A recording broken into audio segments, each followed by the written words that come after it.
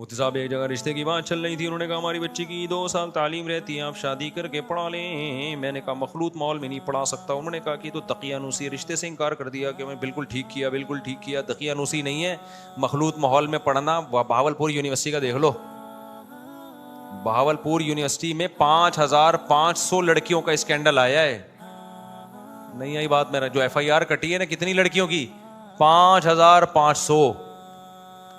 یہ اگر اس کا 5واں 10واں حصہ بھی کسی مدرسے میں ہوتا نا تو آپ دیکھتے کیا طوفان کھڑا ہوتا, کیا طوفان کھڑا ہوتا.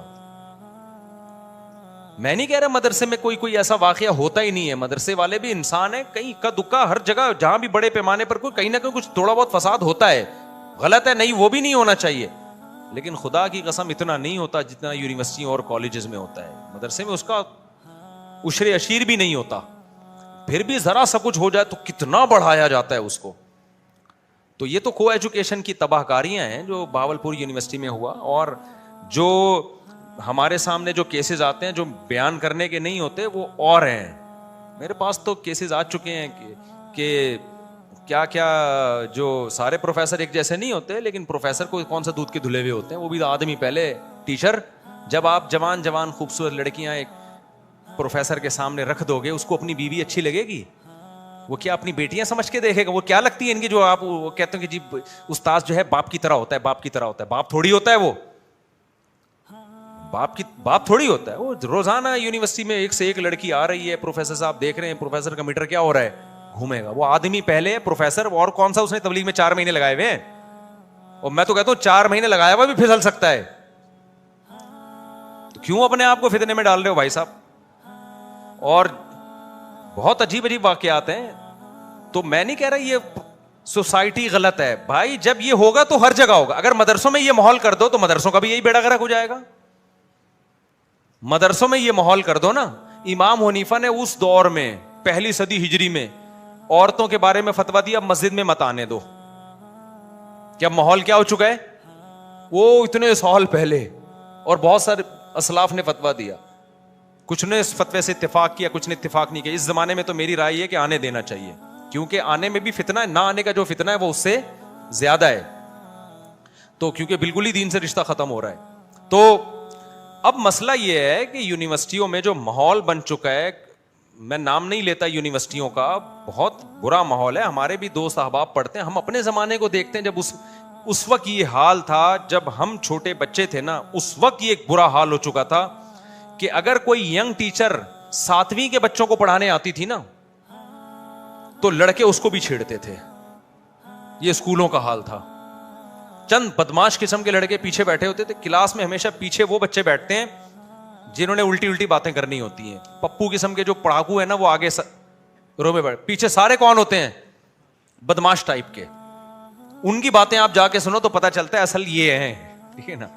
تو وہ اس وقت ہمیں یاد ہے کوئی ینگ ٹیچر آ جاتی, 7ویں کلاس کے بچے کیا حال کرتے تھے, اس کو چھیڑتے تھے, بری باتیں کرتے تھے. ایک دن تو ایک ٹیچر وہ چھوڑ کے اسکول چلی گئی, ہمارے اسکول میں ٹیچر وہ اسکول چھوڑ کے چلی گئی. تو یہ بات کر رہا ہوں گا میں 90s کی, پھر بھی اس کو چھیڑنے کے لیے گھر جاتے تھے وہ لڑکے. میں نہیں گیا الحمدللہ, ہمیں ان چیزوں سے ہمارے ماں باپ نے دور رکھا ہوا تھا, لیکن لڑکے اس وقت یہ کام کر رہے تھے. اب تو بھائی انٹرنیٹ کا زمانہ ہے, فحش چیزیں دیکھ دیکھ کے شہوتوں. 7ویں کلاس کے بچے کی عمر ہی کیا ہوتی ہے, اس وقت یہ ٹھڑک تھی اسکول کے بچوں میں. اب تو باقاعدہ آرڈر پہ ٹھرکی بنایا جا رہا ہے ان کو, ڈرامے فلمیں دکھا کے. تو اب آپ کیا سمجھتے ہو کہ اتنے نیک نیٹ کلین؟ پھر بھی میں کہتا ہوں یونیورسٹی کی ساری لڑکیاں خراب نہیں ہوتی ہیں, سارے پروفیسر خراب نہیں ہوتے. یہ الزام ہم کبھی بھی نہیں لگاتے کہ کوئی یونیورسٹی میں جا رہی ہے تو آپ بدگمان ہو, یا کوئی پروفیسر پڑھا رہا ہے. بڑے بڑے خاندانی لڑکیاں بھی ہیں, خاندانی پروفیسر بھی ہیں, بڑی بڑی خاندانی لڑکیاں بھی ہیں جو بچانے والے اپنے آپ کو بچاتے ہیں. لیکن ایک اصولی بات بھائی, چرس اگر کوئی تقسیم کر رہا ہو ہم اس کو اپنے محلے میں پنپنے نہیں دیں گے. اگر وہ یہ دلیل دے کہ میں نے اتنی چرس بانٹی ہے لیکن پھر بھی بہت سے لوگ بچے ہوئے ہیں, تو ہم کہیں گے بھائی وہ بچے ہوئے ہیں, اللہ نے بچا لیا ان کو, آپ نے ان کو خراب کرنے میں کوئی کسر چھوڑی نہیں تھی. تو کو ایجوکیشن سسٹم میں جہاں لڑکیوں کو مرد پڑھا رہے ہیں, مردوں کو عورتیں پڑھا رہی ہیں, اور مکس گیدرنگ کا ماحول ہے, آپ نے کلچر کو تباہ کرنے کا پورا زور لگا دیا. اب اگر کوئی بچ رہا ہے تو وہ اللہ کی مدد ہے, اس کا خاندانی ہونا ہے, ورنہ آپ نے سوسائٹی کو تباہ کرنے کی کوئی کسر چھوڑی نہیں ہے. تو کچھ جو بچے ہوئے لوگ ہیں ان کی وجہ سے اس کلچر کو ٹھیک نہیں کہا جا سکتا. تبھی میں کہتا ہوں ہماری سب سے پہلے یہ سیاسی مذہبی جماعتوں کی ذمہ داری ہے کہ وہ اس بیس پہ کسی سیاسی جماعت سے اتحاد کریں کہ ہم آپ کے ساتھ اتحاد اس وقت کریں گے جب آپ ایگریمنٹ کرو کو ایجوکیشن سسٹم کو ختم کیا جائے گا. یہ ہماری مذہبی جماعتوں کی آپ اپنے مطالبے کچھ منوائیں ان سے, پھر ہم آپ کا اتحادی بنیں گے. مذہبی جماعتوں کے پاس بڑی پاور ہے, بڑی طاقت ہے. وہ یہ کہیں بھائی ہم آپ سے اتحاد اس بیس پہ نہیں کریں گے ہمیں فلاں وزارت دے دو, ہمیں فلاں وزارت دے دو, ہمیں قانون میں تبدیلی چاہیے, کو ایجوکیشن کو ختم کرو. خدا کی قسم ایسا زہر ہے نا یہ میں وہاں پشاور اور کوئٹہ جب بھی جاتا ہوں نا, مجھے وہاں ان کا خاندانی نظام زیادہ اسٹرانگ ہے. میں ان سے کہتا ہوں آج جو تمہارے میں باپ دادا کا احترام ہے نا, تمہاری عورتوں میں شوہر کا احترام, بہنوں میں بھائیوں کا احترام, خدا کی قسم یہ کو ایجوکیشن سسٹم اس خاندانی نظام کو تباہ کر دے گا, یہ برباد کر دے گا. جب لڑکی بے حیا ہوتی ہے نا سب سے پہلے اس میں تمیز نکلتی ہے. میں نے کہا تم یہاں کتنا ہی کلچر میں اس کو جب مضبوط رکھو گے, جس سسٹم کے تحت وہ ایجوکیشن حاصل کر رہی ہے, دیکھو آپ صبح و شام شرم و حیا پہ بیان کرو لیکن لڑکے لڑکیوں کو ساتھ بٹھا دو, آپ کا بیان کی 2 ٹکے کی ویلیو نہیں رہے گی.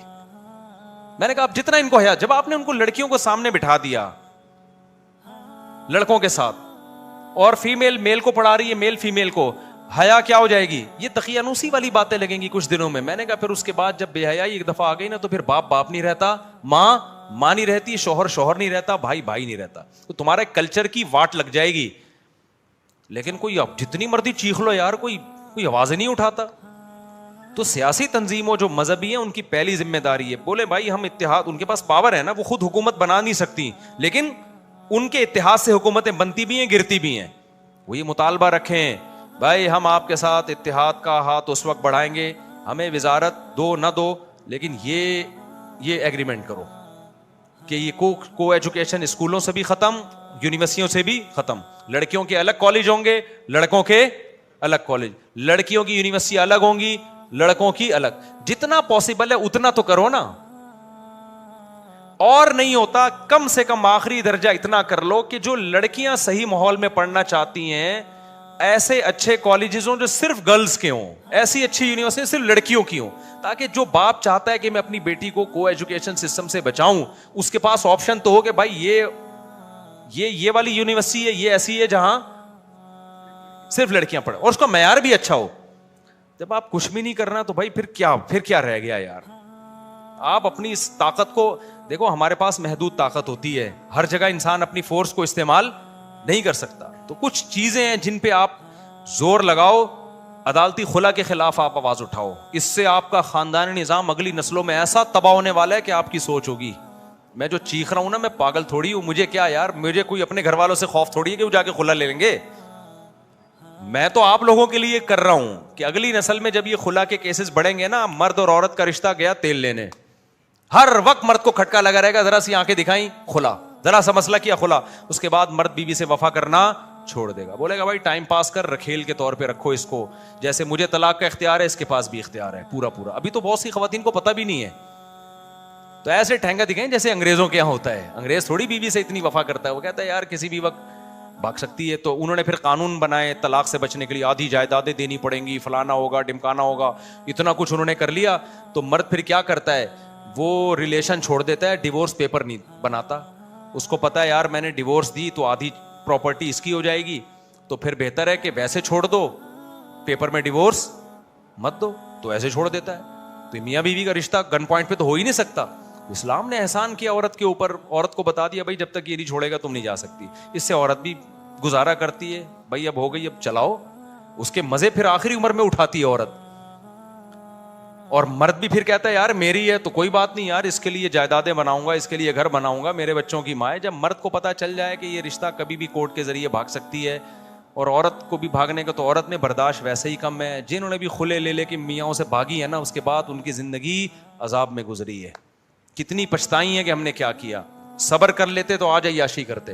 تو یہ ہم اس لیے چیخنے ہیں. تو ہماری جتنی بھی دینی سیاسی تنظیم ہے, لبرل لوگ تو یہ کام کریں گے نہیں, لبرل لوگوں پہ تو اوپر سے وہ تو پریشر ہوتا ہے. جتنی سیاسی دینی تنظیمیں ان کی ذمہ داری ہے کہ دو مسئلوں پہ دبا کے آواز اٹھائیں، وہ ایک کو ایجوکیشن سسٹم کے خلاف، ایک ہی عدالتی خلا کے خلاف، تاکہ ہمارا خاندانی نظام بچے. بعد میں پھر اسلامی احکام وہ اگلا اسٹیپ ہے. پہلے یہی اگر ہم گھوڑے اور گدے گھوڑوں والی لائف ہو گئی تو نماز روزے کا کیا کرنا ہے؟ ٹھیک ہے نا، خاندان ہی تباہ ہو جائے گا، ابا لیس ہو جائیں گے. ملیشیا میں جاؤ، نماز سب پڑھتے ہیں، ابا وبا کا سیٹ اپ خراب ہوا ہے ملیشیا میں. اسکارف سب لڑکیاں لیتی ہیں ملیشیا میں، پابندی ہے، لا ہے.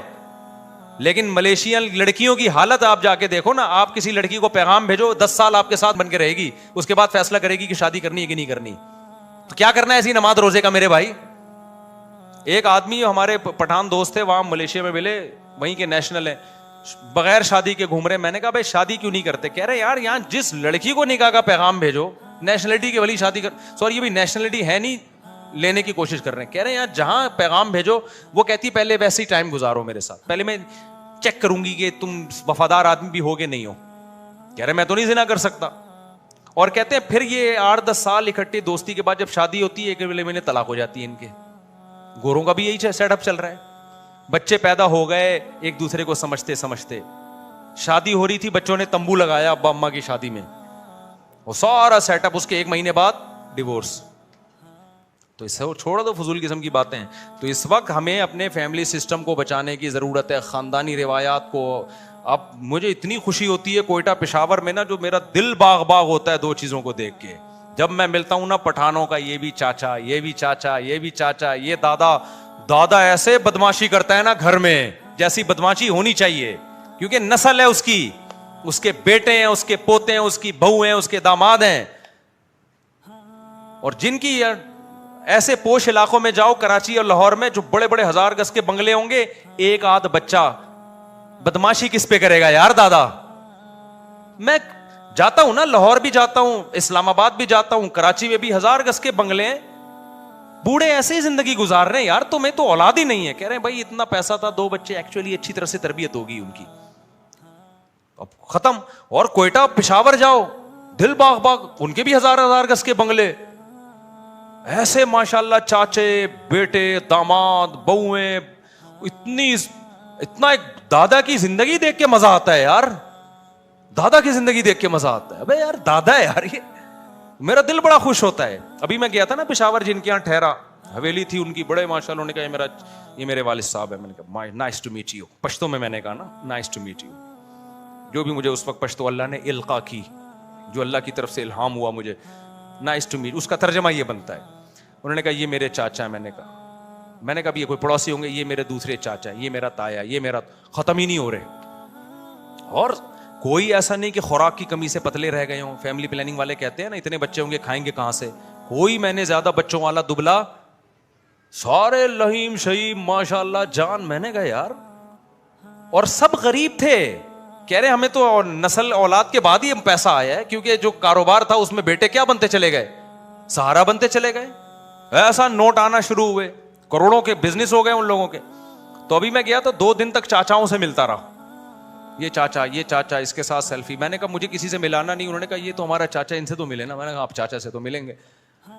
پھر انہوں نے کہا یہ ماموں. میں نے کہا پہلے چاچا ختم ہو جائے پھر ماموں پہ آنا. میں نے کہا بھائی پہلے چاچا کمپلیٹ ہو جائیں پھر ماموں، ورنہ کیا ہو جائے گی، میں پھر کنفیوز ہو جاؤں گا نا. انہوں نے کہا نہیں ابھی چاچا ختم نہیں ہوئے. میں نے کہا پہلے سارے چاچا، ماموں کا اس کے بعد درجہ.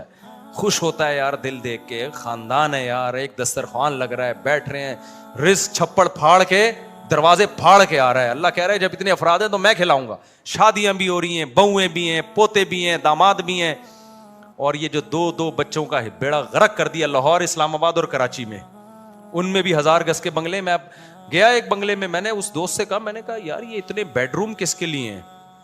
کہہ رہے ہیں ویسے ہی بنائے ہیں، کوئی بیڈ روم میں کوئی ہے ہی نہیں. اتنا پیسہ آ گیا.